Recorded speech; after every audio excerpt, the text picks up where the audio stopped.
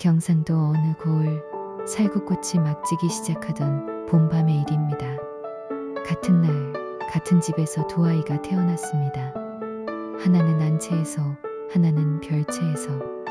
한 사람은 높은 자리에서 자랐고 한 사람은 가장 낮은 자리에서 자랐습니다. 그런데 이상하게도 두 사람은 전혀 다른 사람이 되어 있었습니다. 그리고 20해 뒤 한 편지가 이들의 삶을 모두 제자리로 돌려놓았습니다. 사람은 어디에서 태어나느냐로 결정될까요? 아니면 어떻게 살아가느냐로 만들어질까요? 오늘은 너무 비슷하지만 너무 다른 두 아이의 기구한 운명을 다룹니다. 구독과 좋아요 눌러주시면 이야기 시작합니다. 이 이야기를 제대로 따라가려면 먼저 두 어미를 알아야 합니다. 본처 최 씨는 이 고을에서 손꼽히는 집안의 딸이었습니다. 어려서부터 귀하게 자랐고 가는 곳마다 대접을 받았으며 자신이 원하는 것을 원하는 대로 얻는 것이 당연한 삶을 살았습니다. 이문겸에게 시집 올 때 그녀는 자신이 이 집안의 안주인이 될 것이며 그 자리는 영원히 자신의 것이라고 믿어 의심치 않았습니다. 별채에 사는 여인 명옥은 전혀 다른 사람이었습니다. 시골 선비의 딸로 태어났지만 집안이 기울어 결국 이문겸의 첩으로 들어온 여자였습니다. 세상이 자신에게 불공평하다는 것을 모르지 않았습니다. 그러나 명옥에게는 이상한 고요함이 있었습니다. 어떤 사람들은 그것을 체념이라고 했습니다. 그러나 명옥의 눈을 가까이서 본 사람들은 알았습니다. 그것은 체념이 아니었습니다. 체념한 사람의 눈은 흐릿해지지만 명옥의 눈은 언제나 또렷했습니다. 명옥은 자신이 처한 자리에서 할 수 있는 것을 했습니다. 투덜거리지 않고 남을 원망하지 않고 오늘 하루를 최선으로 살았습니다. 산에 가서 약초를 캐고 마을 사람들의 소소한 병을 고쳐주고 별채의 작은 마당에 꽃을 심었습니다. 그런 최 씨에게 명옥의 존재는 눈에 박힌 가시와 같았습니다. 이문겸이 명옥을 들인 것은 최 씨와 혼인한 지 3년 후였습니다. 그날 최 씨는 방 안에 혼자 앉아 밤새 등불을 바라보았습니다. 눈물이 나온 것이 아니었습니다. 눈물이 나오기에는 너무 깊은 곳에서 무언가가 단단하게 굳어버렸습니다. 그날부터 최 씨는 달라졌습니다.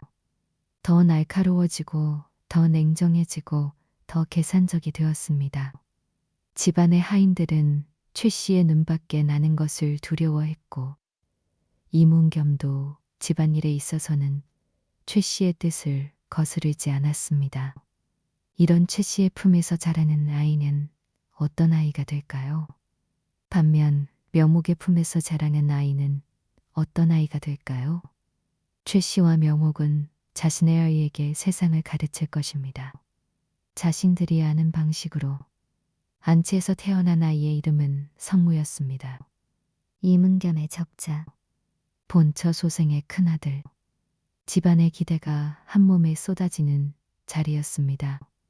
이문겸은 성무를 볼 때마다 흐뭇한 얼굴을 했고 고을 어른들은 성무를 귀하게 여겼습니다. 성무는 그 기대 속에서 자랐습니다. 최 씨는 성무를 끔찍이 사랑했습니다. 그러나 그 사랑에는 언제나 무언가가 뒤섞여 있었습니다. 명옥에게 지지 않으려는 마음, 첩의 자식에게 절대로 밀리지 않으려는 마음이 성무를 향한 사랑 깊숙이 녹아들어 있었습니다. 최 씨가 성무에게 가르친 것들이 있었습니다. 세상은 높은 자와 낮은 자로 나뉜다. 너는 높은 자다. 절대 잊지 마라. 남에게 약한 모습을 보이는 순간 지는 것이다. 저 첩의 자식을 봐라. 저 아이가 무언가를 잘한다면 그것은 내가 게으른 탓이다. 성무는 그 말들을 귀에 못이 박히도록 들었습니다. 그리고 그것이 세상의 진리인 줄 알고 자랐습니다. 어린 성무는 영리한 아이였습니다. 눈치가 빠르고 사람들의 반응을 잘 읽었습니다. 어미가 좋아하는 말을 골라 했고 어미가 싫어하는 것을 재빨리 피했습니다. 그러나 그 영리함은 언제나 자신에게 유리한 방향으로만 쓰였습니다. 학문보다 처세를, 이해보다 암기를 선호했습니다. 성문은 그렇게 자랐습니다. 집안의 기대를 한 몸에 받으면서 그러나 그 기대의 무게가 자신을 어느 방향으로 구부리고 있는지는 알지 못한 채로 별채에서 태어난 아이의 이름은 유건이었습니다. 첩의 자식. 이 고을에서 그것은 세상의 모든 수식어를 덮어버리는 말이었습니다. 유건이 무엇을 하든 어디를 가든 사람들은 첩의 자식으로만 바라봤습니다. 유건은 그것을 어려서부터 느꼈고 그런 환경에서 자라왔습니다. 그러나 유건에게는 묘목이 있었습니다. 명목은 유건에게 많은 것을 가르쳤습니다. 그를 가르쳤고 약초를 구별하는 법을 가르쳤고 사람의 얼굴빛을 보고 아픈 곳을 짐작하는 법을 가르쳤습니다. 그러나 묘목이 가르친 것 중 가장 중요한 것은 그런 기술들이 아니었습니다. 유건아, 세상이 너를 낮게 보더라도 너 스스로 낮아지지 마라. 남을 짓밟아서 올라서는 자리는 반드시 무너진다.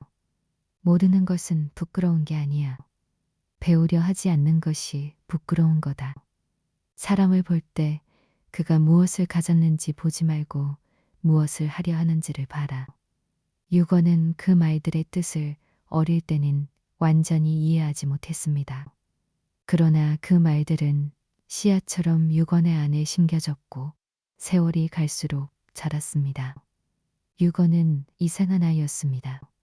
첩의 자식으로 태어나 아버지의 집에서도 언제나 주변인으로 살면서 그러나 눈빛만큼은 맑았습니다. 무언가를 이해하는 속도가 남달리 빨랐고 한번 배운 것은 잊지 않았습니다. 묘목도 알지 못하는 약초를 한눈에 알아보았고 마을 어른들의 이야기에서 어른들도 놓친 핵심을 짚어냈습니다. 묘목은 유건을 볼 때마다 가슴이 먹먹했습니다. 이 아이가 만약 다른 자리에서 태어났더라면 묘목은 그 생각을 종종 했지만 언제나 마음속에서 지워버렸습니다. 지금 자리에서 이 아이를 잘 키우는 것이 자신이 할 수 있는 전부였습니다. 두 아이가 5살이 되던 해 가을 집안 어른의 생신잔치가 있었습니다. 모든 식구가 안채마당에 모인 날이었습니다. 그날만큼은 유건도 묘목의 손을 잡고 마당 한편에 설 수 있었습니다. 잔치 음식이 차려진 상 위에 온갖 과일과 떡이 올라 있었습니다. 성문은 새 비단 도포를 입고 마당 한가운데 서서 어른들의 귀여움을 한 몸에 받고 있었습니다. 그러다 두 아이의 시선이 마주쳤습니다.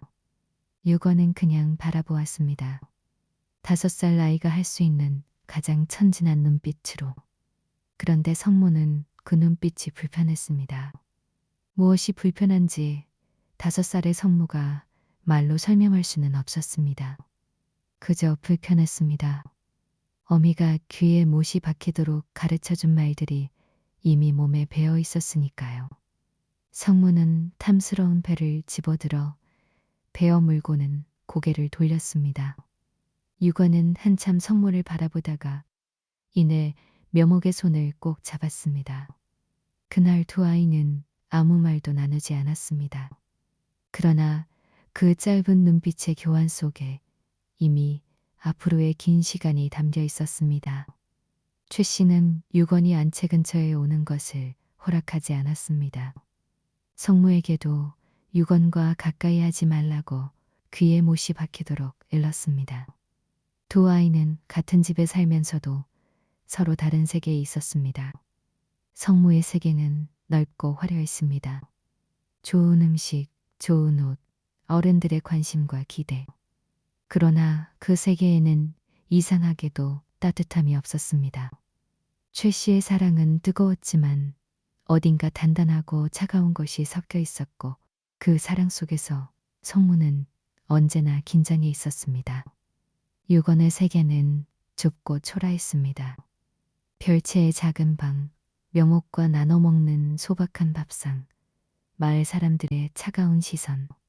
그러나 이상하게도 그 세계에는 따뜻함이 있었습니다.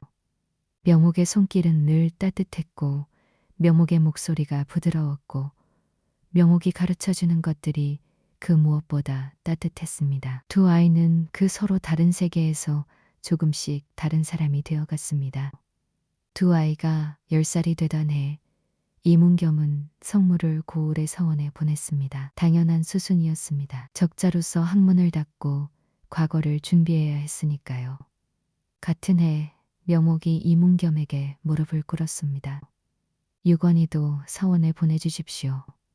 이문겸은 난처한 표정을 지었습니다. 첩의 자식을 서원에 보낸다는 것이 고을 사람들 눈에 어떻게 보일지 걱정이 앞섰습니다.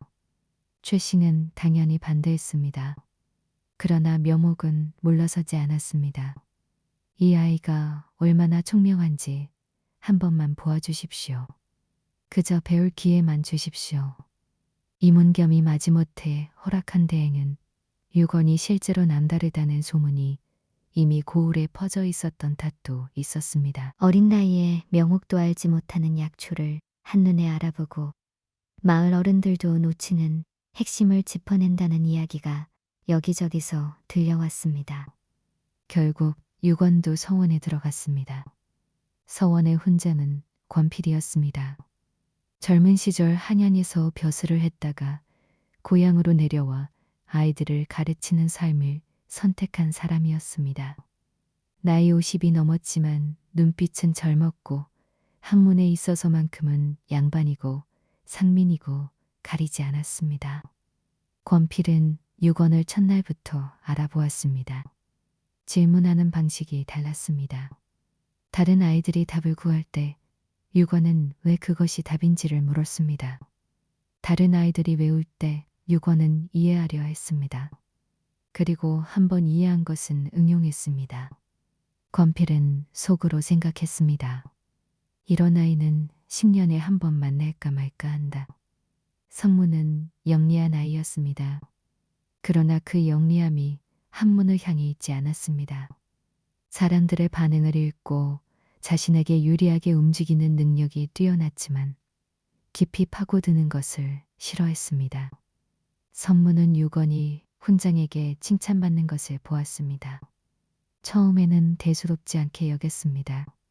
그러나 그날 밤 집에 돌아와 최 씨에게 하루 이야기를 전하다가 유건이 칭찬받았다는 말이 나오자 최 씨의 얼굴이 굳었습니다. 첩의 자식이 감히 성무 넌 뭘 했느냐? 성무는 그날 밤 어미에게 꾸지람을 들었습니다. 공부 때문이 아니라 첩의 자식에게 뒤처진 것이 집안의 수치라는 꾸지람이었습니다. 다음 날부터 성무는 달라졌습니다. 더 열심히 공부하는 방향으로 달라진 것이 아니었습니다. 유건이 자라지 못하도록 방해하기 시작했습니다. 유건의 책을 몰래 숨겼습니다. 유건이 써놓은 글씨를 물로 적셔 번지게 했습니다. 유건이 훈장에게 질문하려 하면 끼어들어 말을 끊었습니다. 다른 아이들에게 눈치를 주어 유건을 가까이 하지 못하게 했습니다. 유건은 처음에는 참았습니다. 책이 없으면 다시 구하면 됐습니다. 글씨가 지워지면 다시 쓰면 됐습니다. 명옥이 가르쳐준 대로 화를 내는 것이 능사가 아니라는 것을 10살의 유건도 알았습니다. 그러나 성무는 유건이 참는 것을 보자 더욱 대담해졌습니다. 어느 날 다른 아이들이 보는 앞에서 성무가 외쳤습니다. 첩의 자식이 서원에 오다니. 내 어미가 무릎 꿇어서 들어온 거 아니냐? 감히 내 앞에서 공부한다고. 그 말이 서원 마당에 울려 퍼졌습니다. 다른 아이들은 웃었습니다. 몇몇은 불편해했지만 성무의 눈치를 보느라 아무도 나서지 않았습니다. 유건은 주먹을 꼭 쥐었습니다. 눈물이 차오르는 것을 느꼈지만 흘리지 않았습니다. 여기서 울면 지는 것이라는 것을 10살의 유건은 이미 알고 있었습니다. 그날 밤 명옥은 유건의 얼굴을 살피다가 물었습니다. 오늘 무슨 일 있었느냐? 유건은 한참 침묵하다가 말했습니다. 어미 성무가 어미 이야기를 했어요. 어미가 무릎 꿇어서 제가 서원에 들어간 거라고. 명옥은 눈을 감았습니다. 한참 후에 말했습니다. 그래, 어미가 무릎 꿇었다. 부끄러운 일이에요? 아니, 내가 배울 수 있다면 어미는 몇 번이든 무릎 꿇을 수 있어. 그것이 부끄러운 일이 아니다. 유건은 잠시 있다가 물었습니다. 어미 성무는 왜 저를 그렇게 싫어하는 걸까요? 명옥은 오래 생각했습니다. 두려운 거란다.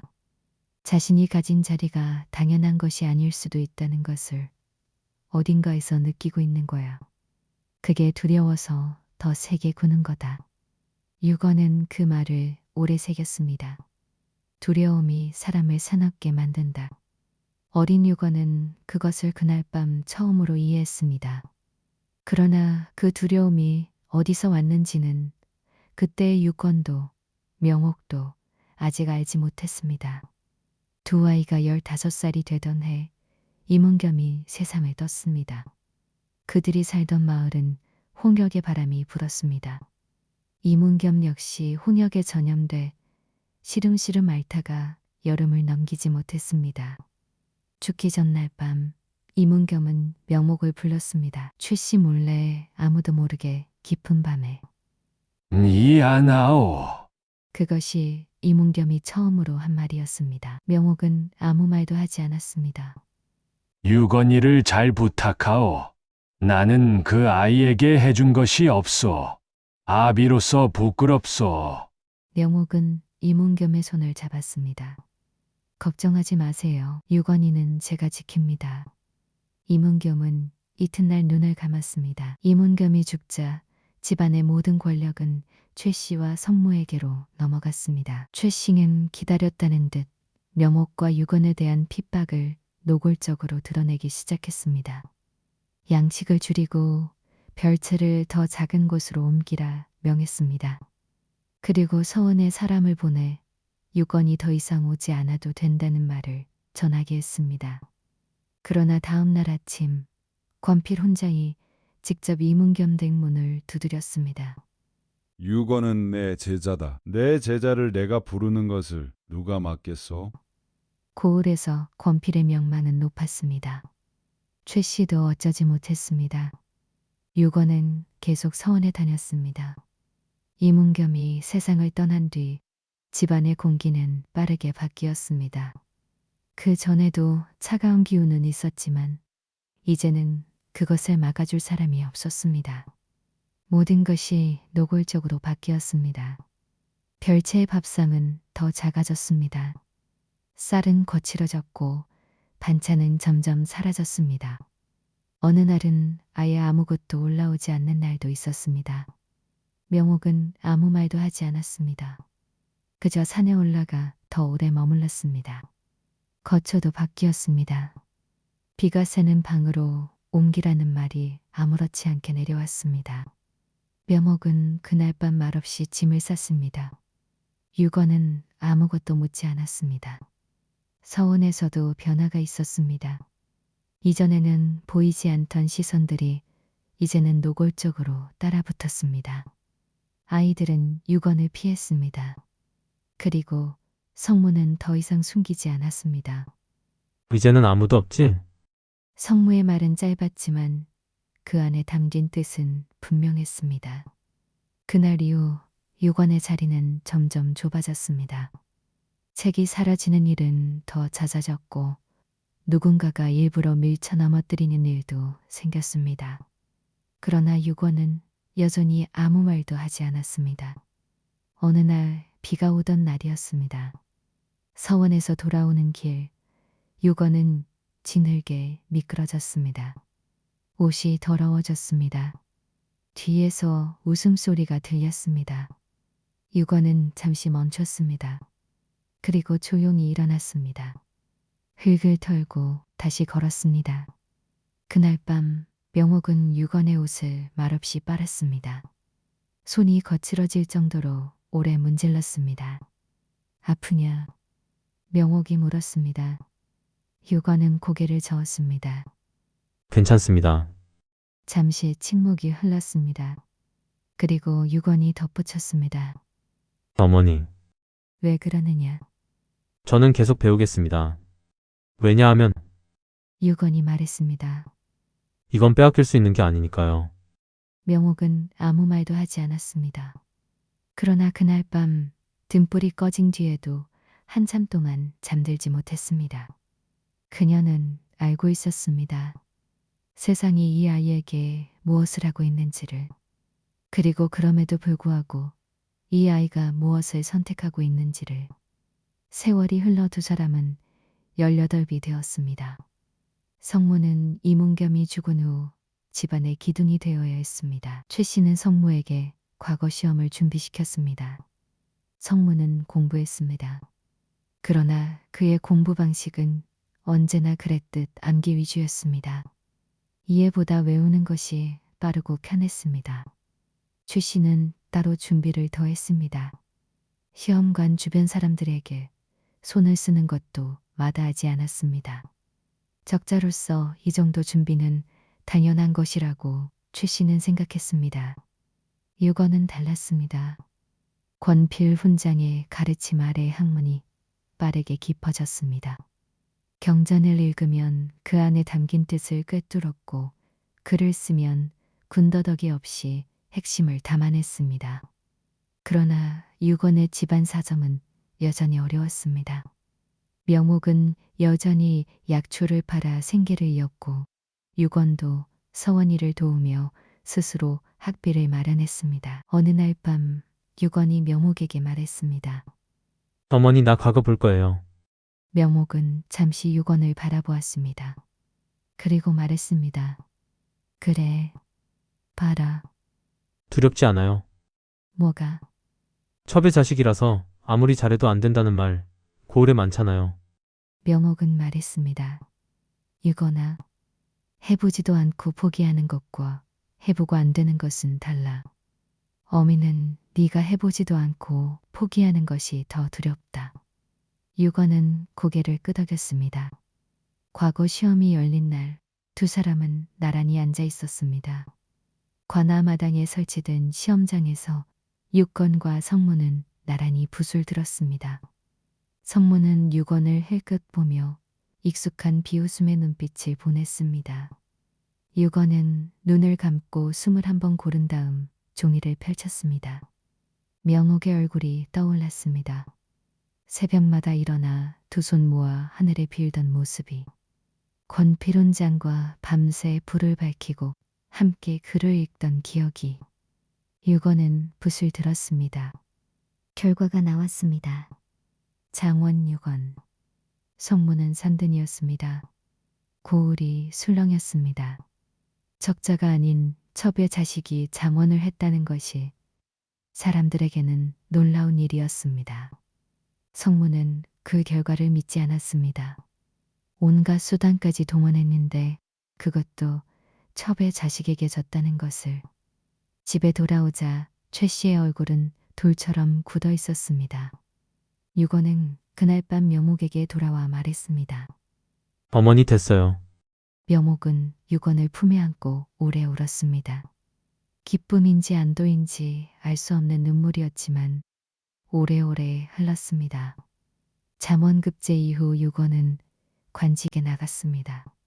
작은 고을의 말단 자리였지만 유건은 그 자리에서 최선을 다했습니다. 백성들의 억울한 일을 들었고 힘없는 사람이 권세 있는 자에게 짓밟히는 것을 외면하지 않았습니다.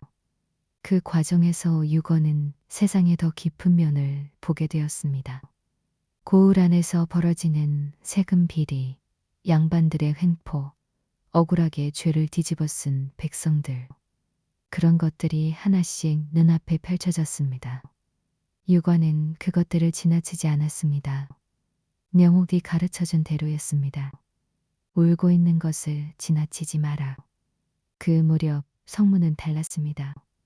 과거에 급제한 뒤 벼슬자리 하나를 얻었지만 일보다는 사람들 위해 군림하는데 관심이 많았습니다. 최 씨가 가르쳐 준 대로 높은 자와 낮은 자를 구분하고 낮은 자는 짓밟아도 된다고 생각했습니다. 뇌물을 받았고 약한 자들의 하소연을 무시했으며 자신의 이익을 위해서라면 남을 희생시키는 것을 두려워하지 않았습니다.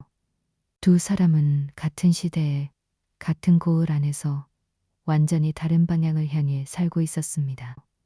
유건이 관직에 나간 지 몇 해 지나지 않아 고을에 이상한 사건이 생겼습니다.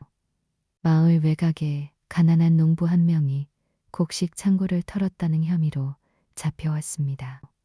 농부의 이름은 복만이었습니다. 이른에 가까운 노인이었고 평생 성실하게 살아온 것으로 고을에서 알려진 사람이었습니다. 그런데 증거라는 것이 너무 허술했습니다.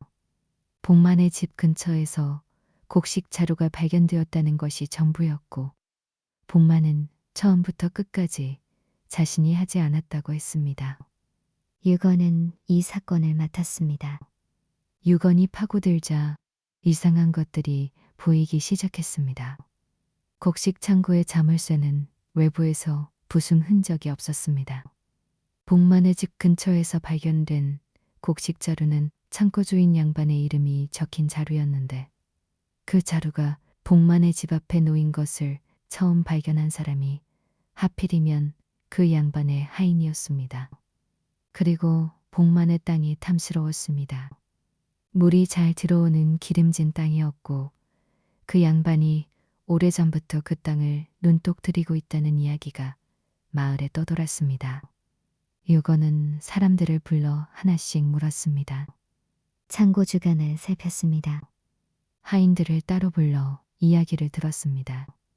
결국 진실이 드러났습니다. 창고를 턴 것은 복만이 아니었습니다. 그 양반이 복만의 땅을 빼앗기 위해 하인을 시켜 꾸민 일이었습니다. 유건은 복만을 풀어주었습니다. 그리고 그 양반을 신문 앞에 세웠습니다.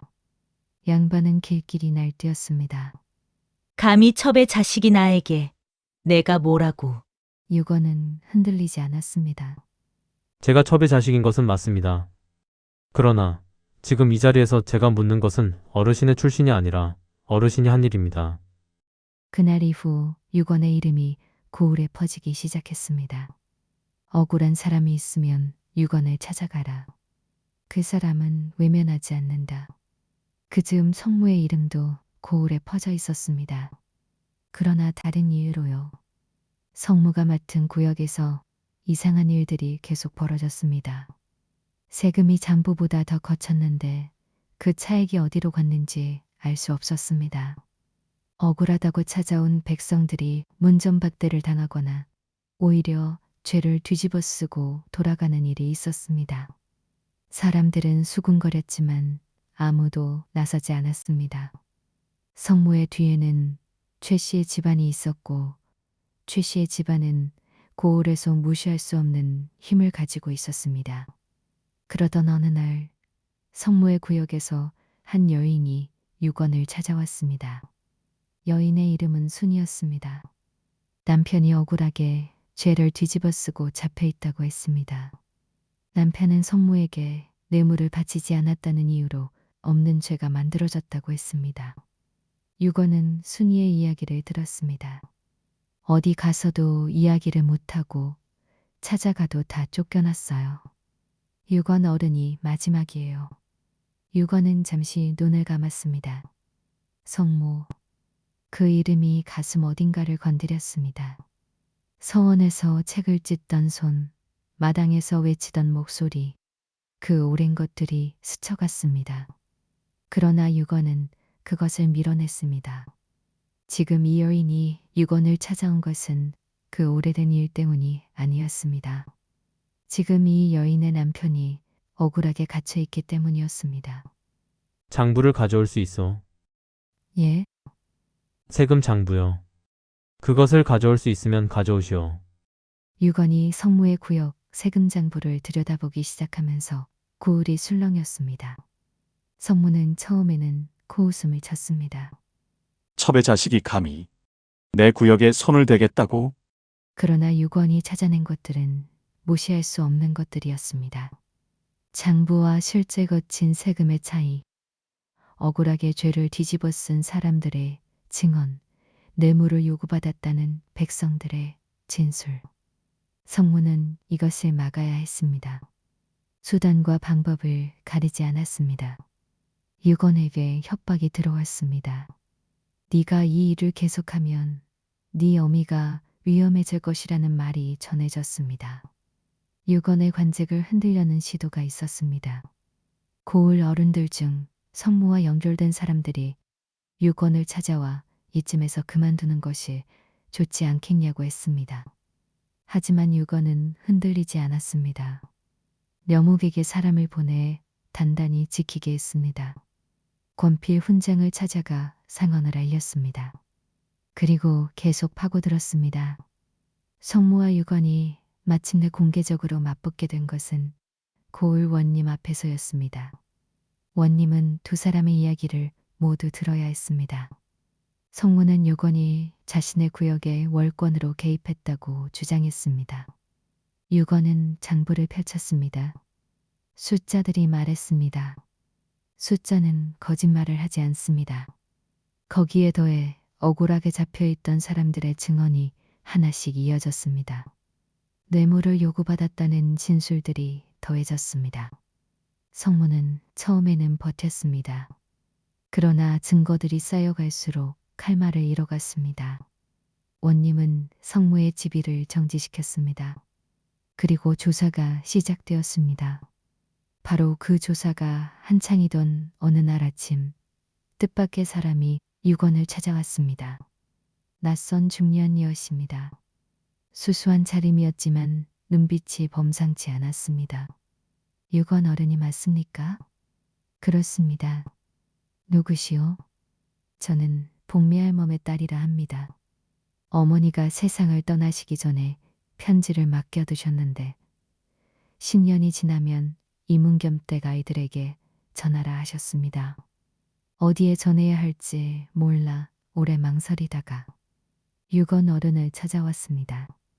유건은 고개를 갸웃했습니다. 복리.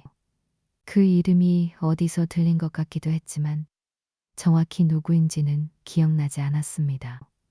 복리 할멈이라셨소? 네. 오래전 이문겸 댁에서 산파일을 하셨던 분입니다. 돌아가시기 전에 이것을 남기셨습니다. 여인이 내민 것은 낡은 봉투였습니다. 유건은 봉투를 받아들었습니다. 유건은 봉투를 바로 열지 않았습니다. 그날 저녁 어미 같이 봅시다. 유건은 묘목과 함께 조용히 앉은 자리에서 천천히 뜯었습니다.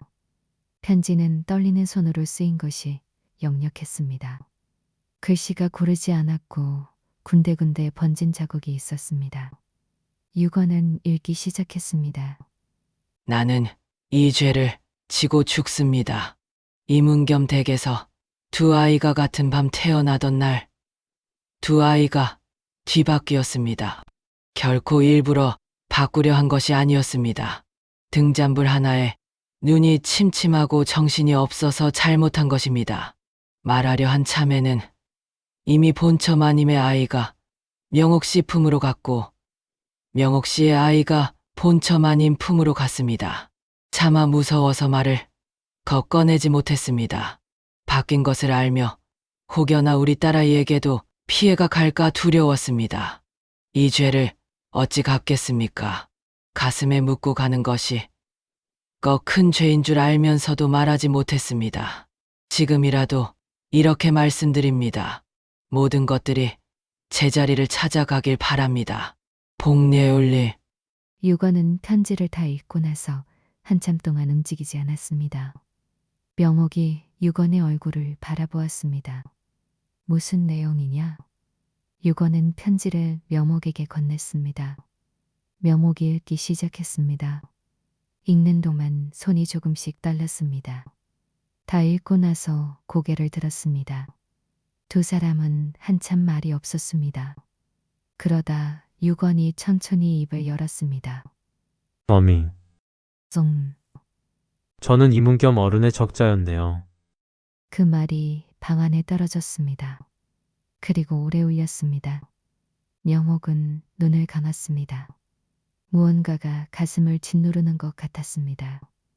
20년 가까이 자신이 키운 이 아이가 사실 이문겸의 본처 최 씨의 아들이었다는 것, 그리고 자신이 낳은 아이는 유건이 아닌 성무였다는 것. 이건 말이 안 된다. 묘목이 나지막히 말했습니다. 그리고 곧장 분노와 슬픔이 섞인 눈물을 왈칵 쏟아냈습니다. 세상이 뒤집어지는 것 같은 기분이었습니다. 아니, 뒤집혀 있던 세상이 제자리를 찾는 것 같은 기분이기도 했습니다. 어느 것이 옳은 것인지 무엇이 이치일지 알 수 없었습니다. 그때 유건이 다시 말했습니다. 그러면 성무는 어머니 아들이네요. 묘목이 눈을 떴습니다. 그리고 말했습니다. 아니다, 내 아들은 너다. 두 사람은 서로를 바라보았습니다.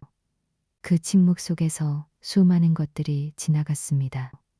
서원 마당에서 유건을 향해 모질게 외치던 성무의 목소리가, 묘목이 이문겸에게 서원을 보내달라며 무릎 꿇던 모습이, 유건이 첩의 자식이라는 말을 들을 때마다 주먹을 쥐던 것이, 이문겸이 죽기 전 날 밤 묘목에게 미안하다고 했던 것이, 그 모든 것들이 이 편지 한 장으로 다른 빛을 입었습니다. 유건은 권필을 찾아갔습니다. 권필은 편지를 읽었습니다. 다 읽고 나서 그는 오랫동안 아무 말도 하지 않았습니다. 이것을 어떻게 할 셈이냐? 유건이 말했습니다. 진실은 드러나야 한다고 생각합니다. 그렇게 되면 많은 것들이 뒤집어진다. 이미 뒤집어져 있었던 것 아닙니까? 권필은 유건을 오래 바라보았습니다. 그리고 고개를 끄덕였습니다. 진실은 고을에 퍼졌습니다.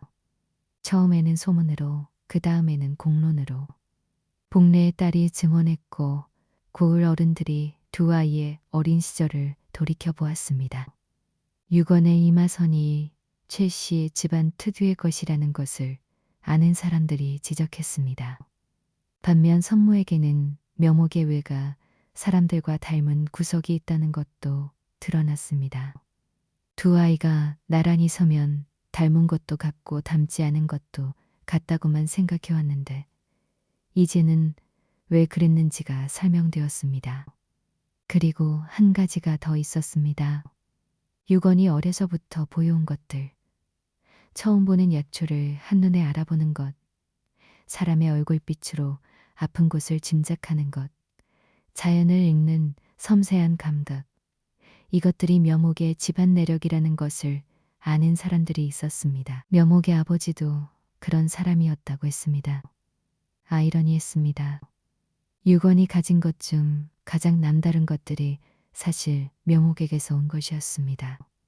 피로도 배움으로도 증거들이 쌓여갈수록 부정하기 어려워졌습니다. 최 씨가 처음 사실을 알게 되었을 때 최 씨는 길길이 날뛰었습니다. 죽은 산파 하나의 편지가 무슨 증거가 되느냐. 말도 안 되는 소리다. 어떻게 저런 모자른 애를 내 아이라고. 그러나 증거들이 하나씩 더해지자 최 씨는 점점 말이 없어졌습니다.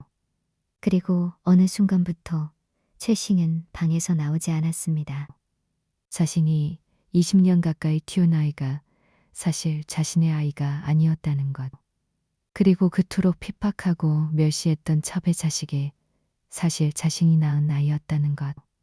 최 씨는 천장을 바라보며 누워 있었습니다. 부정하고 싶었습니다. 그러나 부정할 수 없었습니다. 자신이 성무에게 가르친 것들이 떠올랐습니다.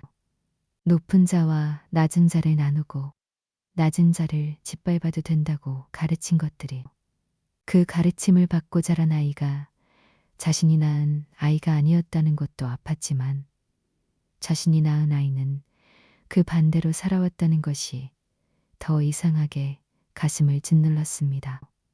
유건은 어미에게 그렇게 짓밟히고도 곱게 자랐습니다. 자신이 그토록 멸시했던 그 아이가, 최 씨는 자신의 삶이 무엇이었는지 알 수 없게 되어버린 사람의 눈으로 천장을 바라보았습니다. 모든 것이 드러난 뒤 성모가 유건을 찾아왔습니다. 관직 정지를 당하고 집안의 비리가 낱낱이 밝혀지고 그 위에 이 뒤집힌 출생의 진실까지 더해진 성모의 얼굴은 창백했습니다. 며칠째 잠을 자지 못한 것이 역력했고 눈 밑이 붉었습니다. 광필의 서재에서 두 사람은 마주 앉았습니다. 한참의 침묵이 흘렀습니다. 성모가 먼저 입을 열었습니다. 나는 어떻게 해야 하느냐? 유건은 성모를 바라보았습니다. 오랫동안, 아주 오랫동안 이 사람에게 당한 것들이 떠올랐습니다. 서원 마당에서의 굴욕, 찢긴 글들, 차갑게 던져진 말들, 억울하게 잡혀있던 백성들의 얼굴이 떠올랐습니다. 그리고 지금 이 사람의 창백한 얼굴이 보였습니다.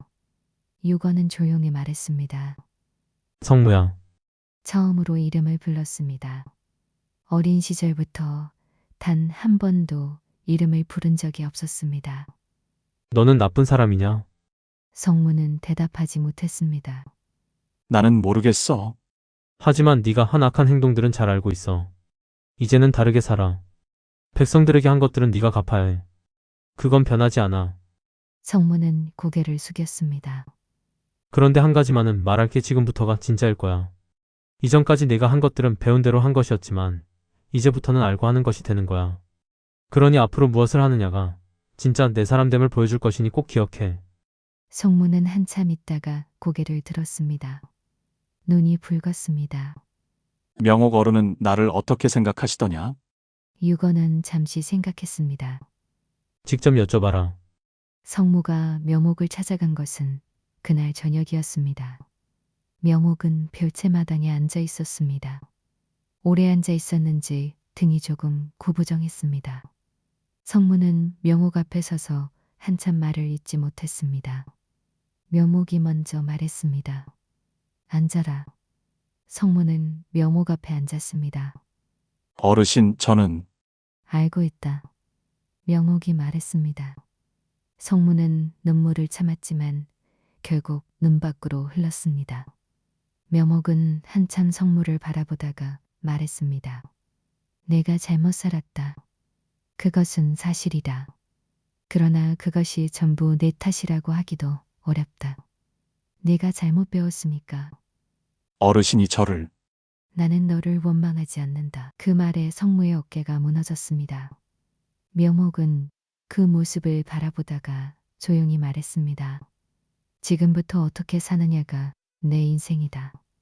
잘못된 것 위에 더 잘못된 것을 쌓지 마라. 성모는 고개를 숙인 채 오래 울었습니다. 조사가 마무리되었습니다. 성모의 비리는 낱낱이 밝혀졌습니다. 장부는 거짓을 숨기지 못했고 사람들의 입은 더 이상 막히지 않았습니다. 억울하게 잡혀있던 사람들이 풀려났습니다. 빼앗겼던 땅이 주인에게 돌아갔습니다. 불법으로 거쳤던 세금이 다시 백성들의 손으로 돌아갔습니다.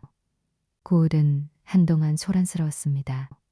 그러나 그 소란은 오래가지 않았습니다. 사람들은 다시 밭으로 돌아갔고 다시 하루를 살아가기 시작했습니다. 다만 달라진 것이 하나 있었습니다. 사람들이 유건을 바라보는 눈이었습니다. 어느 날 복만이 유건을 찾아왔습니다. 허리를 깊이 숙였습니다. 목숨을 살려주셨습니다. 유건은 고개를 저었습니다. 제가 한 것이 아닙니다. 아닙니다. 어르신이 아니었으면 복만의 말이 끝나지 않았습니다. 그러나 그 뒤에 담긴 뜻은 충분히 전해졌습니다. 반대로 수군거리는 사람들도 있었습니다. 그래도 결국 같은 집안 아니냐. 적자라면 저 집 재산 다 물려받을 텐데 굳이 저렇게까지 할 필요가 있었나. 그 말들은 크지 않았지만 분명히 존재했습니다. 유건은 그 말들을 들었습니다. 그리고 흘려보냈습니다. 이제는 그것에 흔들리지 않았습니다. 며칠 뒤 유건은 권필을 찾아갔습니다. 조용한 서재 안 차 한 잔이 놓여 있었습니다. 저는 이문겸 댁의 재산을 원하지 않습니다. 권필이 유건을 바라보았습니다. 그것은 내 권리다. 알고 있습니다. 그런데도 버리겠다는 것이냐? 유건은 잠시 생각했습니다. 짧은 침묵이 흘렀습니다. 그리고 말했습니다. 제가 살아온 것과 다르기 때문입니다. 권필의 눈이 조금 좁아졌습니다. 유건은 말을 이었습니다. 저는 그 집에서 자라지 않았습니다. 그 집의 방식으로 배우지도 않았습니다. 그 집의 것을 받는다면 제가 살아온 것까지 함께 부정하는 것 같습니다. 잠시 말을 멈췄다가 조금 더 낮은 목소리로 이어갔습니다. 그리고 그 집에는 이미 저보다 더 먼저 그 자리를 지키려 했던 사람이 있습니다. 성모를 말하는 것이었습니다. 비록 잘못된 방식이었지만 그 자리를 지키기 위해 발버둥 쳤던 사람.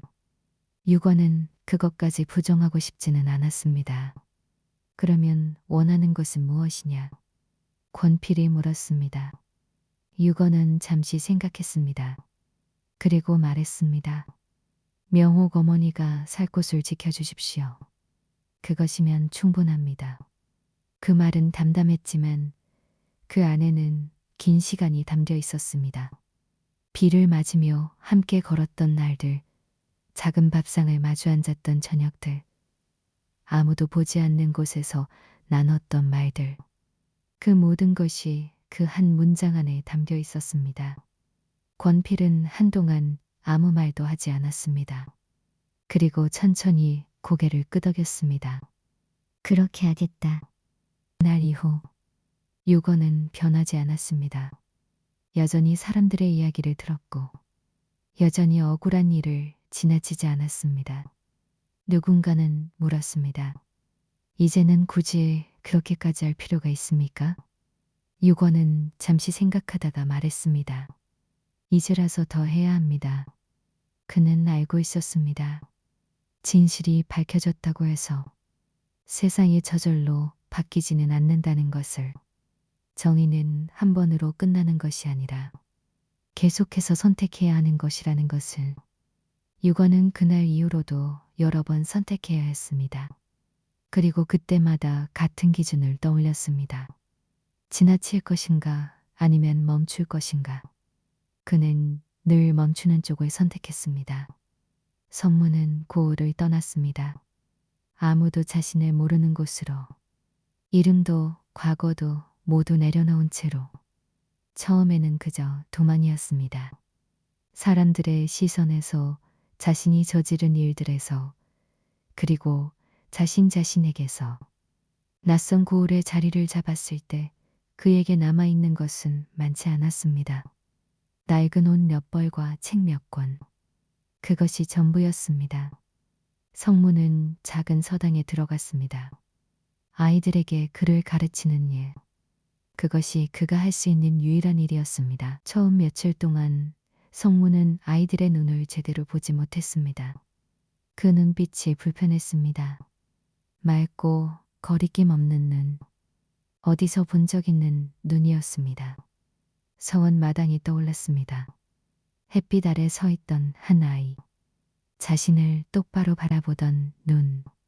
성문은 시선을 피했습니다. 시간이 조금씩 흘렀습니다. 아이들은 성문을 따르기 시작했습니다. 글을 가르치고 글자를 쓰게 하고 틀린 것을 고쳐주고 그 반복 속에서 하루가 지나갔습니다. 그러나 어느 날 한 아이가 물었습니다. 훈장님. 성모가 고개를 들었습니다. 왜 글을 배워야 해요? 순간 대답이 나오지 않았습니다. 그는 평생 글을 배워왔습니다. 그러나 왜 배워야 하는지는 단 한 번도 생각해 본 적이 없었습니다. 성모가 글을 배운 이유는 과거를 위해서, 출세를 위해서, 남들보다 위에 서기 위해서. 그것이 전부였습니다. 성문은 입을 다물었습니다. 아이의 눈이 그를 보고 있었습니다. 그 눈을 마주하는 것이 이상하게도 쉽지 않았습니다. 그날 밤 성문은 잠을 이루지 못했습니다. 떠올리고 싶지 않았던 것들이 하나씩 떠올랐습니다. 서원에서 찢어버렸던 종이, 비웃던 목소리, 억울하게 돌아가던 사람들의 얼굴, 그리고 아무 말도 하지 않던 유건의 눈. 성문은 얼굴을 감싸쥐었습니다. 왜 그랬지? 대답은 없었습니다. 그러나 알고 있었습니다. 두려웠기 때문이라는 것을. 자신이 가진 자리가 당연한 것이 아닐지도 모른다는 생각. 그것이 두려워서 더 세게 밀어냈다는 것을. 다음 날 성문은 아이들 앞에 다시 섰습니다. 잠시 아이들을 바라보다가 말했습니다. 어제 질문한 것 다시 답하겠다. 아이들이 조용해졌습니다. 성문은 천천히 말을 이었습니다. 글을 배우는 이유는 잠시 멈췄습니다. 그리고 이어 말했습니다. 사람이 되기 위해서다.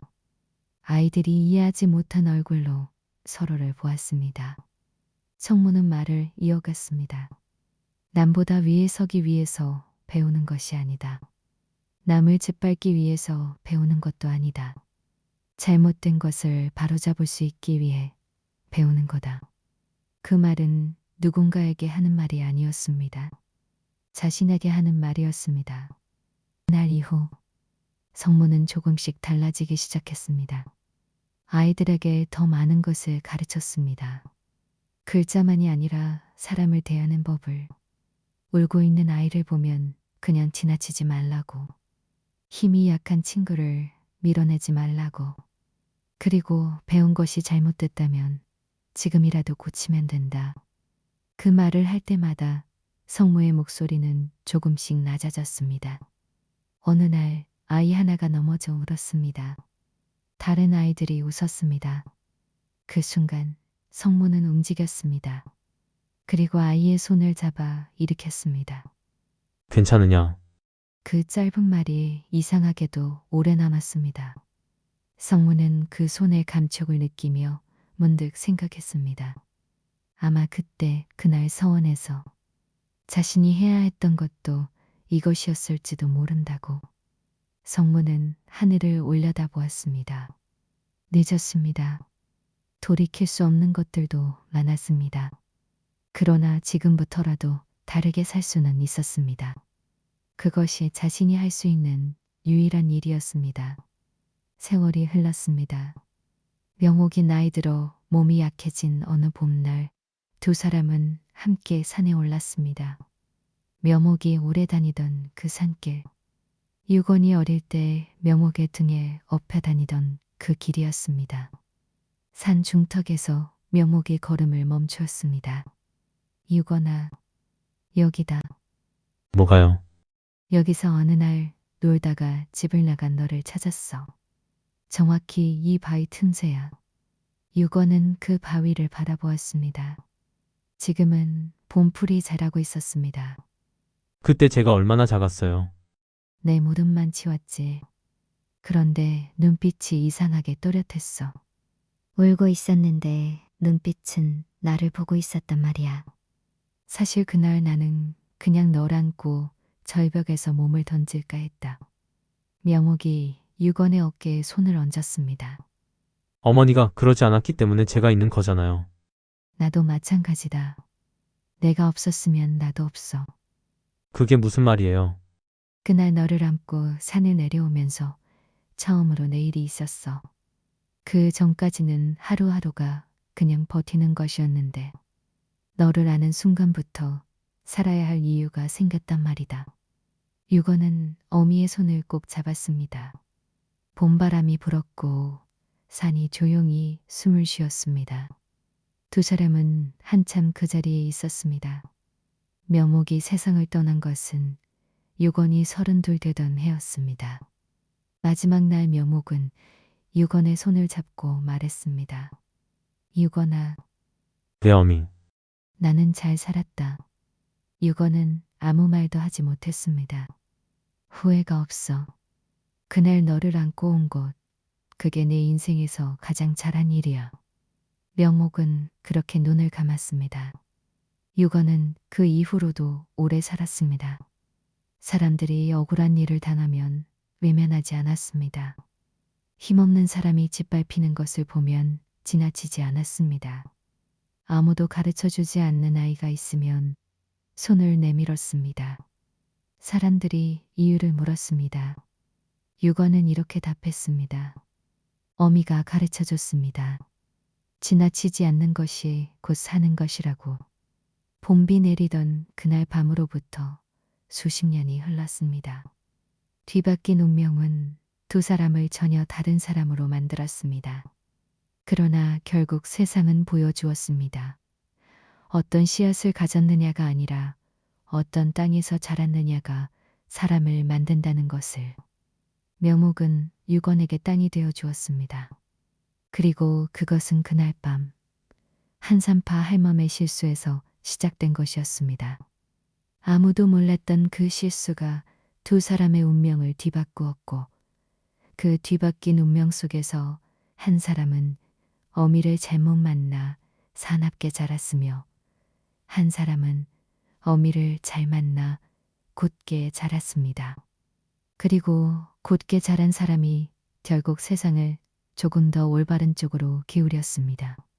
오늘 이야기가 즐거우셨다면 구독과 좋아요 부탁드립니다. 그럼 더 좋은 이야기로 찾아오겠습니다.